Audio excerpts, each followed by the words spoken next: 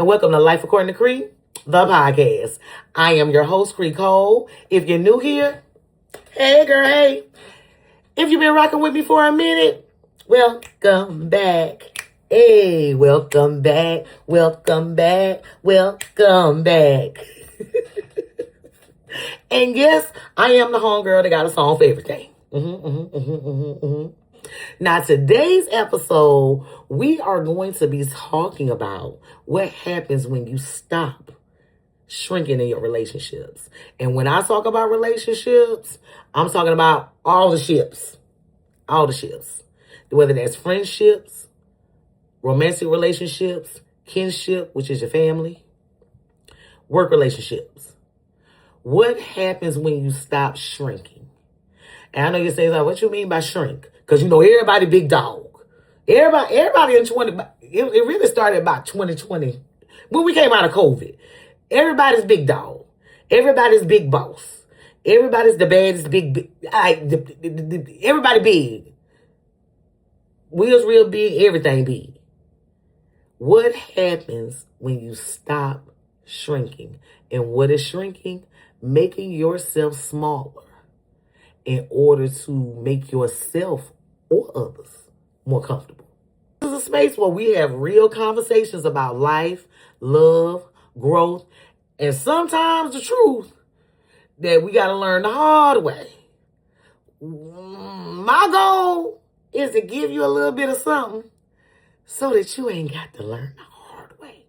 Or at least if you got to learn the lesson and it's a hard road, it's not because you didn't know, okay? Thinking is that moment when you realize that you've been making yourself smaller in order to make others comfortable. Pretending that something doesn't bother you. Laughing off things that actually hurt your motherfucking feelings, okay? Telling yourself something isn't worth it. It don't need a conversation. When it definitely needs to be talked about. But eventually there comes a point when you realize something important doesn't need to continue to be overlooked. Now, let me be clear. A healthy relationship is never going to require you to shrink yourself. It's never going to require you to shrink. I don't care if it's with your mama and daddy. Doesn't matter if it's with your parents. It's not going to require for you to be smaller. If anything, having a healthy relationship, whether it's with your family members, your friends, the man that you're into, and if you're a man and you're watching this podcast ain't for you, okay? So I won't be talking to y'all at all. I'm sorry. I'm sorry. But a healthy relationship is never going to require you to shrink. If anything, it's going to promote growth, not only in that relationship, but in you. Shrinking in relationships doesn't always look obvious. Like, when we think of shrinking, I know that we tend to think of somebody just sitting over in the corner, really not saying nothing, somebody being mousy, there's kind of something going on, and people ask you what to say. Oh, I don't know. It's cool. It doesn't always look like that. Sometimes it can be a whole lot louder. Like sometimes it looks like brushing something off that bothers you, but you don't say nothing. Sometimes it's choosing silence because you don't want to jump nothing off. Like for instance, this has been tripping all yesterday. He pissed you off. You went to bed mad. Y'all got plans. Y'all got plans for the next day. He get up, act like he ain't had you 38 hot. You decide now. Because he got up and didn't bring up that thing that had you 38 hot last night, you ain't gonna say nothing. Because you don't want to mess up the day. You just want to go along to get along. Because you don't want to mess things up.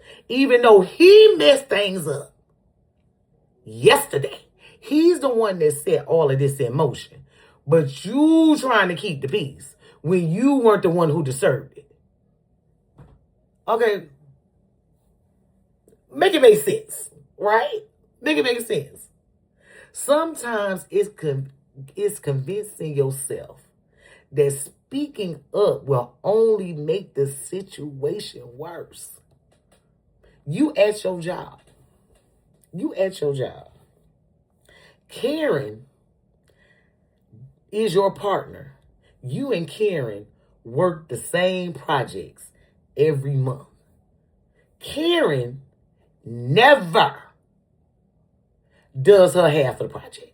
She never completes it. But in order for the both of you not to get it, not to be questioned, you always going in doing extra to cover Karen, but you don't say nothing. Y'all have meetings, all of that. You say not a word. You have one-on-ones with your supervisor. Every month, your supervisor asks you how things are going, opening up the door for you to get that off. And you say, nah, I ain't gonna say nothing. I'm just let it rock. It ain't really affecting me that much to, to do the extra work, so I ain't gonna say nothing. Hell, I always do more than what I'm supposed to do anyway. So me being me and me being who I am, you say not a word. Look, unbeknownst to you, these people are not looking to see who's doing what. They just want for that project each month to be done. So they think both of y'all doing y'all work. You living in a little personal hell because sometimes you ain't got it in you to do the extra. Sometimes it's getting toward the end of the month and y'all are low-key struggling. And she still ain't picking up no weight. She see that you ain't really covering her ass. And she's still not, but you choose not to say nothing because in your mind, if I say something to my supervisor and my supervisor does their job and addresses Karen, that's going to make an issue between me and Karen, which will make our communication more complicated than it already is and cause me more discomfort than I already have. Not only is this heifer not going to do her work, she's still only going to do what she's going to do. And now she's going to be looking for a reason to complain about me. So let me hush. Nobody gets anything out of that. And most importantly, you don't get anything out of that. But the truth is, every time you silence your feelings, you're slowly teaching yourself that your feelings are negotiable. And once in one facet, you start negotiating your feelings, you will slowly begin to negotiate your feelings in everything. We have this little funny saying within the career field that I work, that when like a corporate manager is a little extra with their tone, little extra with their direction, little standoffish, that like they must be do that here because they can't get that off at home. Like we be catching all the smoke that their husbands must be supposed to be catching. Because ain't no way they got no man and talking to no man the way that they talking to us. Funny thing is, that very well could be true. Because while shrinking in your relationships can cause you to shrink in others, it can also cause you to overcompensate in others. Action alone is unhealthy, no matter which direction it goes in. And to be honest, the only person that's losing or not at the level of comfort that they need to be at ends up being you. And over time, often that shrinking starts to create a distance because there's no real true communication. You're so busy avoiding what you think will be conflict, what you think will be conflict, that you start to separate yourself and move yourself away from the people and the things that you actually love the most and are trying to protect, not knowing that your presence may very well be their protection.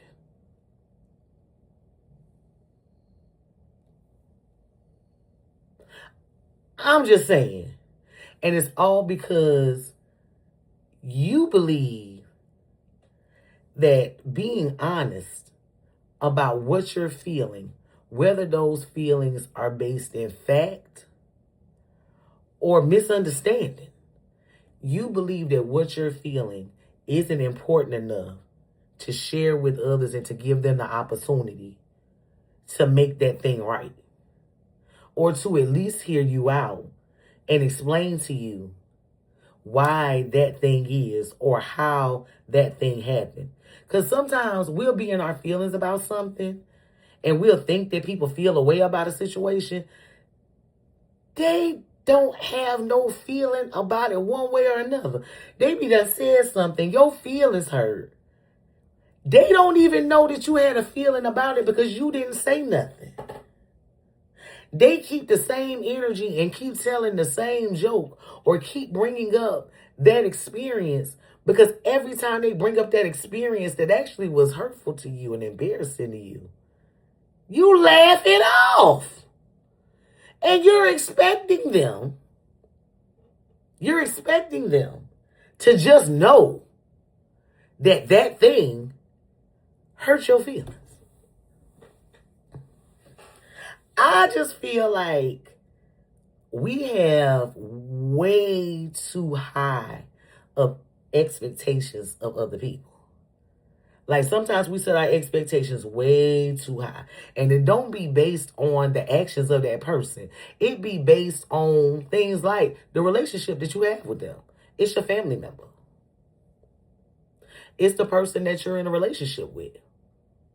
So based on the relationship standards or how you think relationships are supposed to go, you automatically expect this person that's in this relationship with you or this person that's related to you to behave a certain way when they themselves have never been that person. They've never been that person. They don't even know that they should probably even be that person. They just know that they them. And that's more than true. Like in relationships, you kind of like romantic relationships, you kind of got to say what you need. Not kind of. You got to say what you need. And then as those needs change, you need to update. You need to update the software. That way you don't have to update the hardware later. But you have to be open and honest with where you're at with situations. That's not a hard thing to do. But we don't. Like I said, specifically with family relationships, I can tell you that in 2021, I had been living down south for, let me see, that's 24 years. In 2021, I had been down south for 24 years. My son was 20 years old. We had a situation where I needed to focus all my time, my energy on my son, on my 20-year-old son. So the event occurs. And when the event occurs, there's a moment when I'm actually traveling to where my son is. It's me and my sister. And we're like game planning, thinking of all the stuff that we are probably going to need in order to assist my son with the situation that he's in, right? That's what we're doing. And the conversation comes up about how the hell we gonna get it.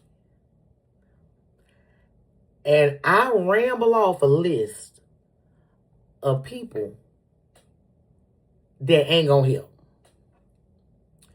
And I base that list off of, and I'm almost embarrassed to say it, off of how I viewed those individuals' relationship with my son since his birth.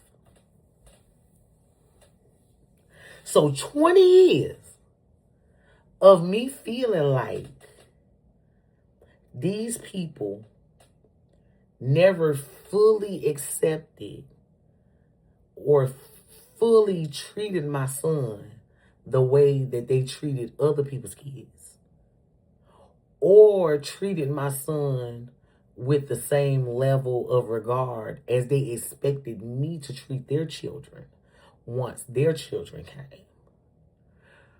Me holding that for 20 years had me questioning whether or not these people would show up for me, because I never opened up my mouth over 20 years to say, oh, I don't really think y'all fuck with my baby like that. Because no matter how many holidays came around, no matter how many birthdays, no matter how many different celebrations for different things that we had within our family, I never wanted to say how I felt and mess up the damn day. I never wanted to be that person. Like, if I wasn't available to do something, right? And then I kind of got questioned like, oh, so you ain't coming? Like, over 20 years, I would feel like, seriously? When the last time you ain't never showed up for none of my child? Like, I had those thoughts and those feelings and never said a word. So over the years, from him being a younger baby to being a toddler, to when he started playing sports, so when he got in high school playing sports, all the way till he graduated high school and went off to college, I still didn't feel like these people held my child at the same regard that I held theirs. Because I saw their children as my nieces and nephews, not my cousins. And I didn't feel like, I have to keep being very clear, because I don't want none of my folks or somebody else to watch the podcast and be like, I think Krista was talking about you during the podcast. Baby, I've already said all this. I've been honest about it. And the event that occurred is what made me be honest about it. Because I didn't think that people were going to show up for my baby the way that they showed up for my baby, and the way that the people showed up for the way that my people showed up for my baby broke me down in a way that I couldn't do nothing but be built back up to be a better person all the way around. Like, that entire experience changed me. I was already in transition from being in a long-term relationship with someone who actually helped me raise my son. Us breaking up in a whole nother city, me living alone, experiencing loneliness for the first time in my entire life, to coming back home, getting back fully active, my son going off to school, all the things, and now this. And the fact that I held on to those little things so long, and it pained me so long, without ever opening up my mouth to express how I feel and allowing them the opportunity to correct me, could have ended in a very, very, very different way for my child. Had I not said, you know what, I have no choice but to ask. I know these people they not gonna do it, but I gotta ask. And me saying, I know you don't. I mean, I tell you, when I asked, I was like, I know you don't really do the whole, with my baby. Y'all don't really but like, that's the way I asked. That's the way I asked. Ain't that some shit? Ain't that some shit? Like, that's the way that I asked for it to be like, what? Girl? Yeah, I got it. So the only thing that I needed to happen was for me to open up my mouth. And then once everything settled, because it took maybe about 3 months for everything to get settled down. Once everything got settled, one of them came to me.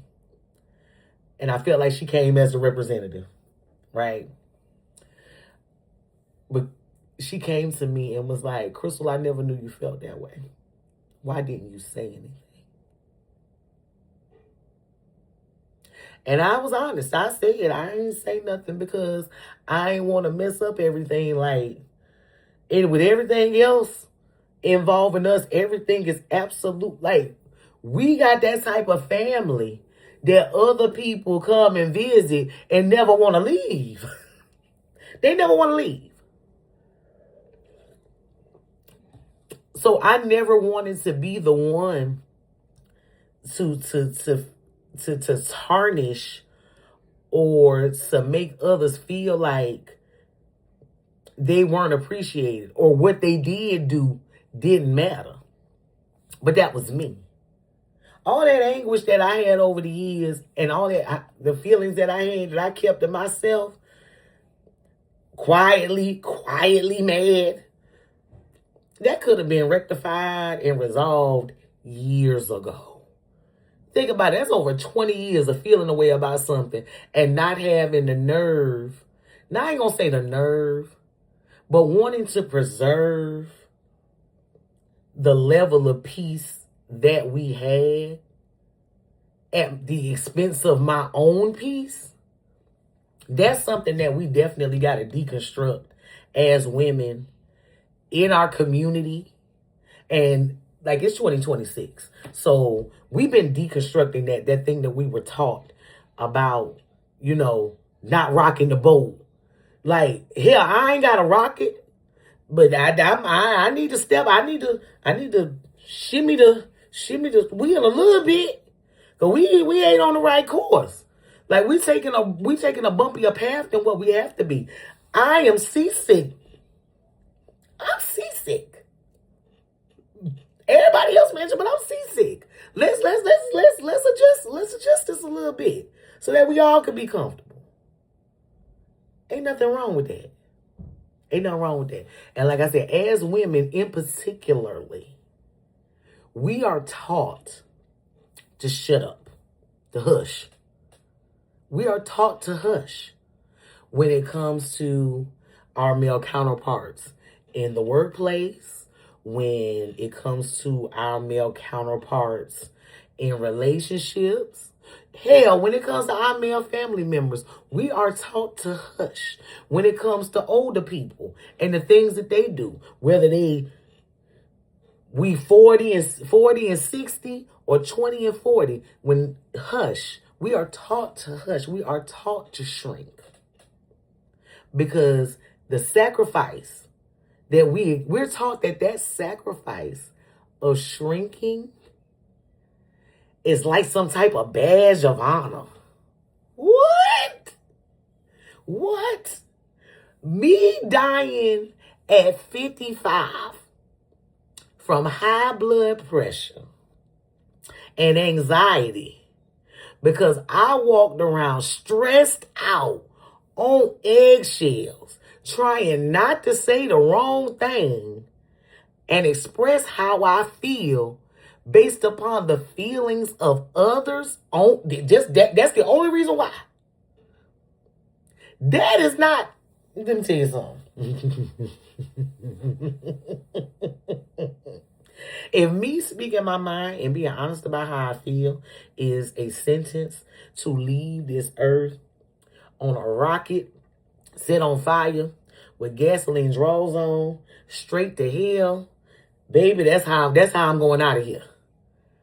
If I have to hush, if I have to be quiet, if I have to shrink myself, simply for the comfort of others,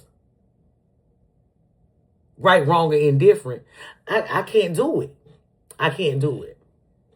Because not because I want to, or not because we should get that person or show them people or check them people. No.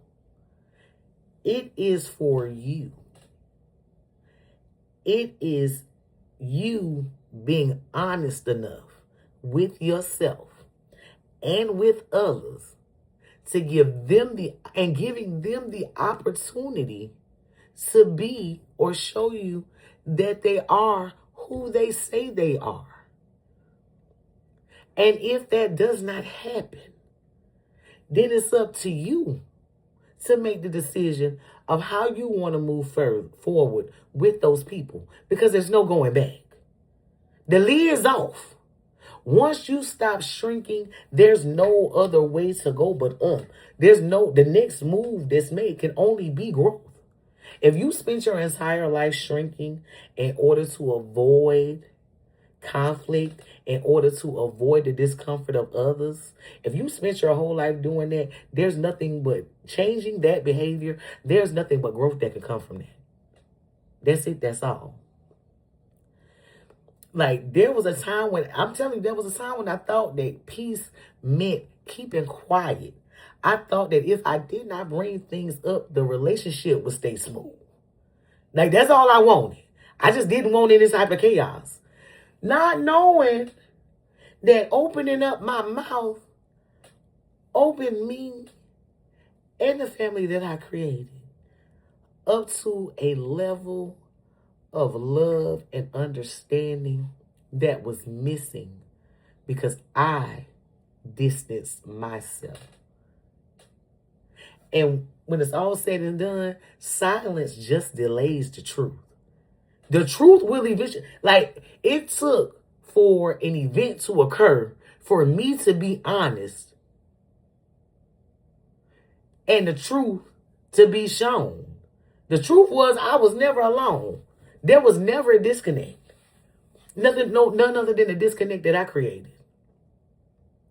And I have such a level of peace and trust in my family now that I didn't have before.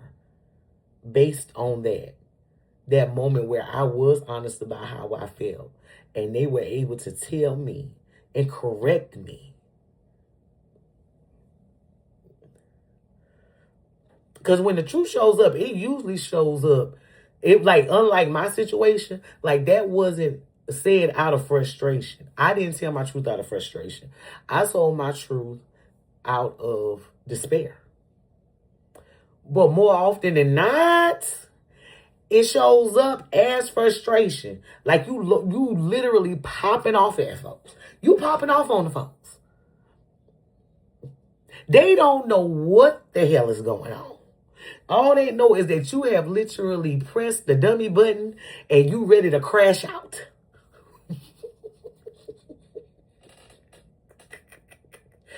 And I used to actually call myself Crash Out. Long before. I called myself a crash dummy.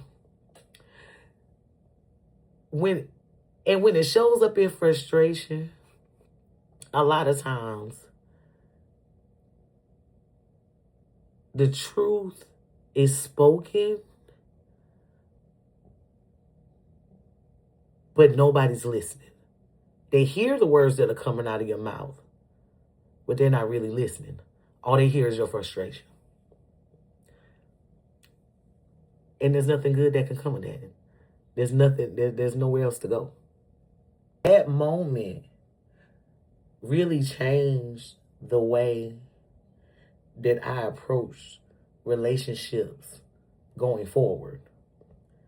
From that moment on, the level of peace I felt by expressing myself and giving them the opportunity to me listening in that space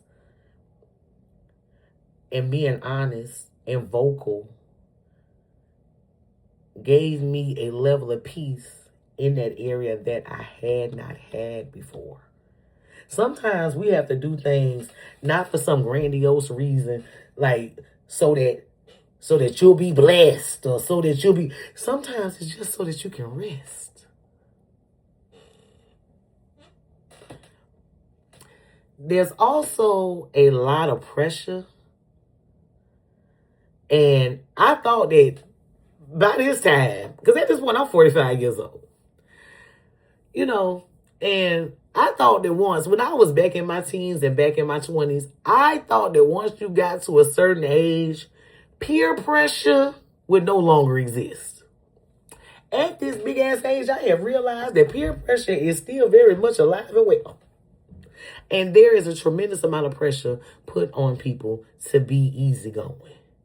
You know, go with the flow. I promise you, every time I meet a man and, you know, we're chit-chatting, we're getting to know each other, and we get to a conversation where either that man or myself be like, so what you trying to do? Like, what you looking for? Like, what you trying to do?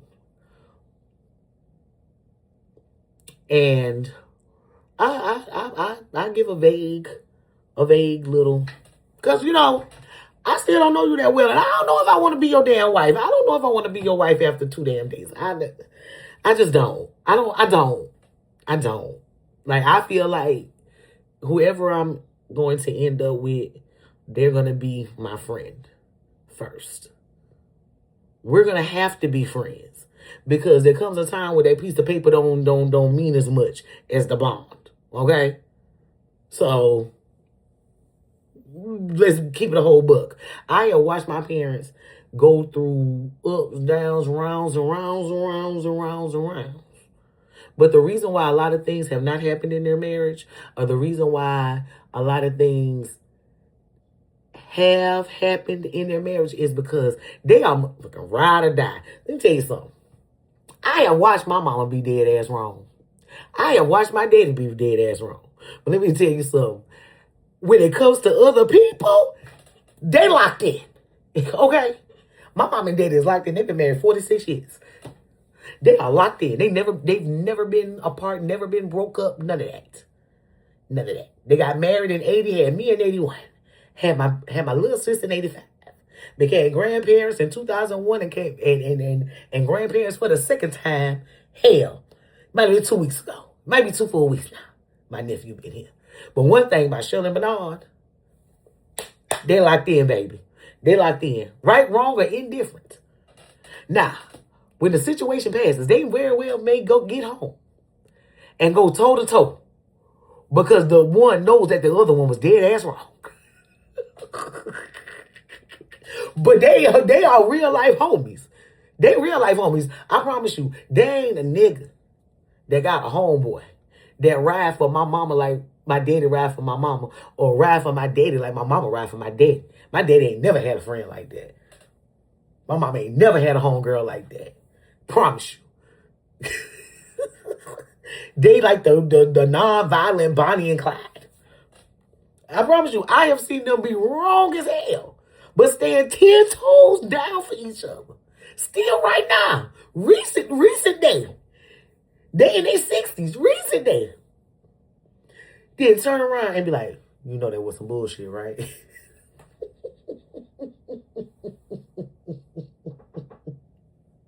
But there is, in fact, a pressure to be easygoing. And when it say to me, yeah, you know, I just kind of want to go with the flow. I don't know why that is so triggering for me. I don't know why that is so triggering. Because my next question is, what you mean by go with the flow? What exactly do you mean? Because your go with the flow and my go with the flow may not be the same thing. You know what I'm saying? May not be the same thing. So what you mean by go with the flow? Especially if we in person. You're going to get a lean in. Because I want to make sure that I understand. I might even put my body on you a little bit. so I can check your pulse. See how you're breathing. When you tell me what your go with the flow means. As I said, you going there, you getting to know somebody, you gonna get all up on them just so they can have a conversation. Yes. Yes. Because if me being close to you triggers my body in a negative way, I don't give a damn what you got to say going forward. But I promise you, as soon as I hear to go with the flow, trying to be the easygoing partner. I don't give my man no trouble. I don't talk back to my man. I follows my man. I goes with his instruction. Baby, you are a helpmeet. You are a helpmeet. You were designed to be of help. Sometimes that means having the idea, bringing the idea to him, executing said idea. Because either he got it in him or he don't have it in him. Help don't mean be a servant. Help means exactly what help means. Help. Help. If you're all like, and to be honest, you can't be the easygoing partner and be a helpmeet at the same time. They can't always exist in the same space. Because sometimes you got to be able to say no. Like, you want to be the one that don't never complain about nothing. You want to be the one that don't ask for too much. You advertising yourself. You out here in the dating world advertising out to these niggas that I don't get to ask for too much. I just do my 1, 2, 1, 2. You ain't got to worry about that from me. How you gonna determine what's too much before he tell you what's too much? You out here underselling yourself whole time. This man is a whole trick.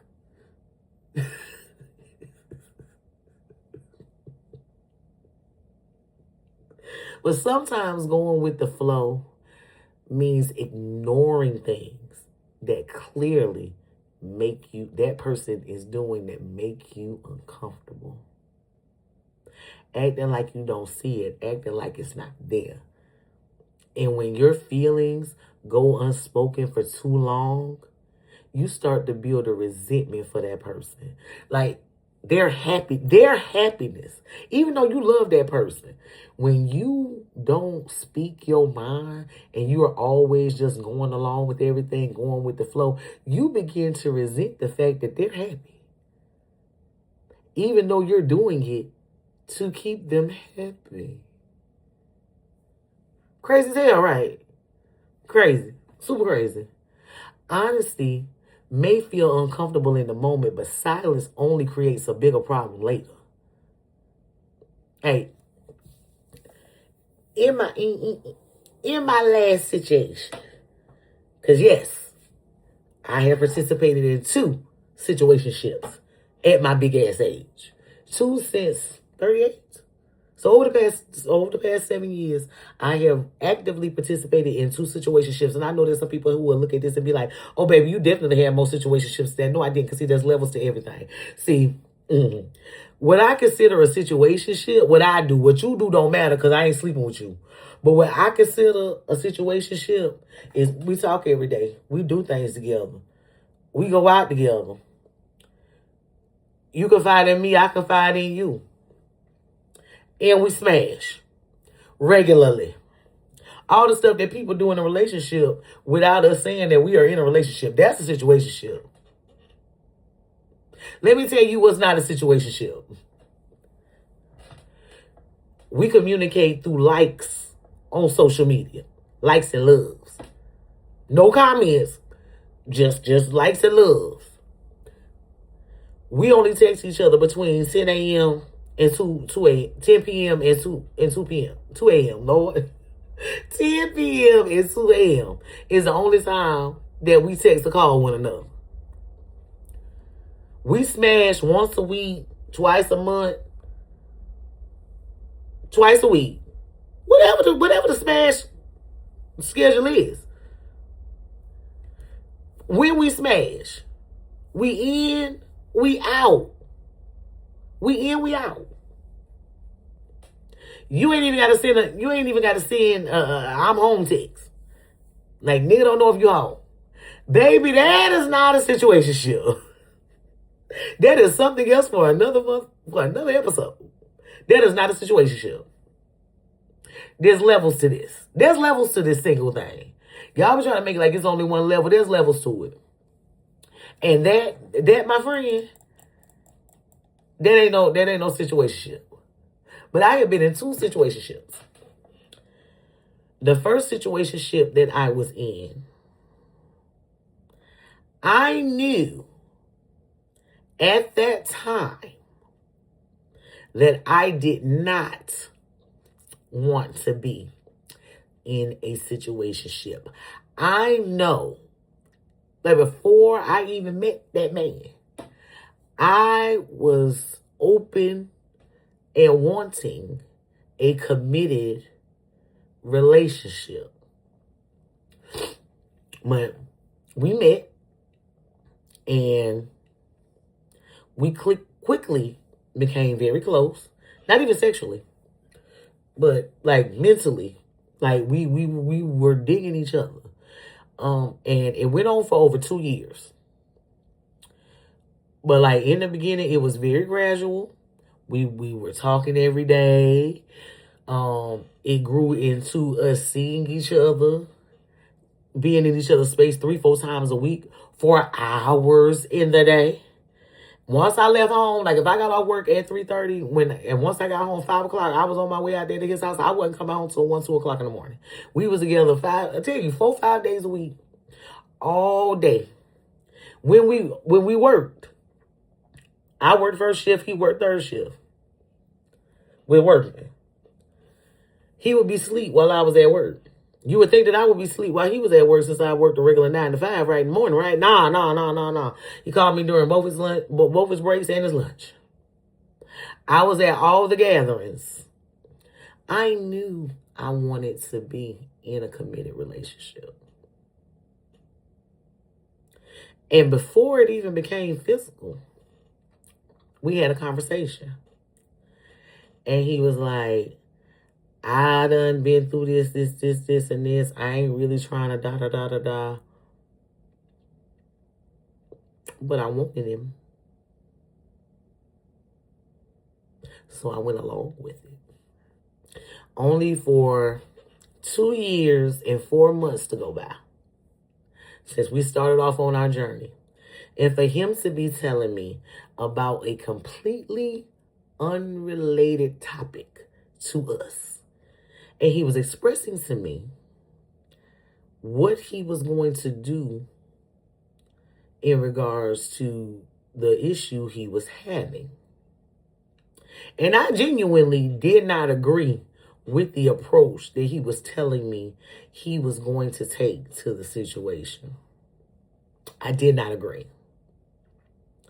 And I mean, this had been well over 2 years, going next 3 years of us being these people to each other. And he's telling me, and I start to tell him about how I don't agree, right? And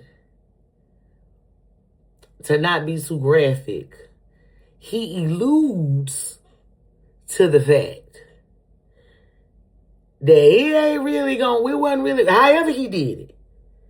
Like, he was telling me about it, and he wanted to get it off his chest, but it really wasn't my business, none of my business, because I wasn't his bitch. My bad. That's what he said, but that wasn't what he said, but that's what he said. And I flipped.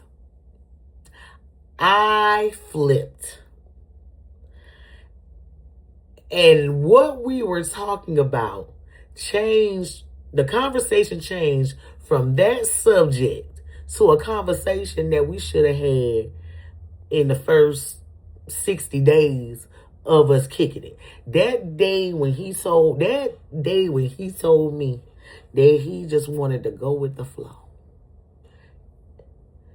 Because he don't really plan life like that. And my desire to stay in his space allowed me and to keep the peace and to keep him happy being around me and to not cause him any discomfort. Because my self-discomfort, I buried and shrunk myself and said, you know what, Crystal, you can do this. You can do this. Everything went back, my whole mind went back to that moment. When I tell you, I spazzed the fuck out. I spazzed the fuck out. I was like, I can't do this with you. I'm the closest thing you got. Like crazy as hell. You know, I'm the closest thing you got. You just go da da da da da da. I shouldn't have never da da da da da da da da. I know I didn't want to da da da da da. And he's looking at me. Because I promise you, over the almost 2.5 years that we have been kicking it with each other, we probably never raised our voice at each other. With all that time we were spending together, all that time we spent talking to each other, we probably never raised our voices at each other. And I was raising, that's the first time he ever heard me even be that loud. And anybody who know me know I get filters, not really my thing. But he was shocked. He was so shocked that he couldn't even say nothing back. He just grabbed me around both of my shoulders and pulled me into his chest, pulled my face into his chest. Because I was done crying at all. A little bit of snot. A conversation that was supposed to be about something that was going on with him as a man turned into a spaz out from me about us not being in a relationship and not being committed to each other. And how dare he say the truth that we weren't in a relationship? The audacity to say it out loud. What? We don't say that out loud. We just go along and carry on with what we doing. We don't even talk about this no more. It quacks like a duck. It waddles like a duck. It swims like a duck. It eats like a duck. But we both know this is not a duck. Crystal, what are you doing? What are you talking about? And once I calmed down, because I had a full-blown panic attack. I started off yelling and screaming. I had a whole panic attack, but he had been around me when I had panic attacks before. So he knew how to assist me with the panic attack. And I remember I calmed all the way down. We were sitting in my car. And I looked over at him and I apologized. I apologize for not being honest and holding that in. He was like, Crystal, I can't believe that you kept that from me. And a lot of y'all will hear that and be like, he was just trying to manipulate you to stay in. And no, that wasn't what was happening. That wasn't what was happening. He was genuinely upset with me. Because like I said, we talked about everything but us. But what we were actually physically doing. So he was actually bothered at the fact and upset with me because of all the things we had shared with each other. He said I didn't trust him enough with my feelings to be honest with him. And he felt insulted. Let me tell you why it wasn't manipulation. Because I knew in that moment, after being with him so much and us sharing so much together beyond our physical, that the type of man that he was, me waiting so long to tell him how I felt really was a betrayal for him. And I left there. Like we said our goodbyes the way we normally would say our goodbyes. And I got in the car because I had about a 45-minute, 50-minute drive back home. I need you to reference that because tell you how many times we were seeing each other a week. Yeah, that long of a drive. And I was on my way home and I knew we were done. Like I knew what we were doing was done. But I felt so relieved. I felt so relieved so relieved that I finally said it. No matter what the repercussions were going to be, that I said it. I got home. He had done called me. He just called me as I was pulling into my driveway because he knew how long it took me to get home. And he did that all the time. It didn't matter what time I left his house. He was going to call me. If he thought I was a little sleepy leaving his house, he was going to call me when I was 5 minutes down the road and talk to me all the way till I got to my house. Why did this not work? Nonetheless. But I was pulling into my yard and he was like, "You still coming Friday?" Because it was like a Tuesday. And they were having like a cookout that Friday that I was supposed to come to. But I guess in him thinking, whatever, he was like, damn, she might not show up. Like, I think he called me, for one, because that was what he always did. For two, he wanted to see that, like, over the course of that ride, what I came to, what conclusion I came to, where I was at in my head. And he was like, "You still coming Friday?" And I was like, "Yeah, I'm still coming Friday." And Friday came and I didn't show up. I talked to him every day after that. But Friday came and I didn't show up. And then his birthday came. Shot him a text. And I didn't show up. And then we had a conversation because I was like, I can't do him the way I did him by not telling him how I really felt. And then us having a conversation later that turned into what that was. I can't do that with how I feel right now. I need to tell him because I'm thinking that we're done, but when in reality, I'm done. And I called him and I told him exactly how I felt about the situation and how I wanted to be done. And in order for it to be done for me, I was going to need time and space from him. And that man thanked me. He thanked me for not holding that in. For not just going along with the flow and still coming around and all that stuff and showing up the way that I had previously been showing up, knowing that I felt, me knowing that I felt the way I felt and being scared to not be truthful and honest in order to keep peace. So, with all that being said, now I got something for you. For you to take with you. So here's what I want you to think about, right? Here's what I want you to think about this week coming up. Where in your relationships have you been shrinking? And like I said, like I told y'all in the beginning, with relationships, I'm talking about relationships with your co-workers, whether they be your upper management, the people below you, depending on where you fall on this food chain at your employer. Kinship, that means family members, cousins, aunties, mom and daddy, siblings, whoever. Romantic relationships, whether it be a situationship, whether it be the man that you are married to, whether it's the man that you've been dating for 13 years, whether it's your baby daddy. I ain't gonna discount nobody's relationships and how they like to rock their junk. You know what I'm saying? I ain't gonna knock nobody. And I want you to also, Lord, say, where have you been pretending that something didn't bother you when it really do?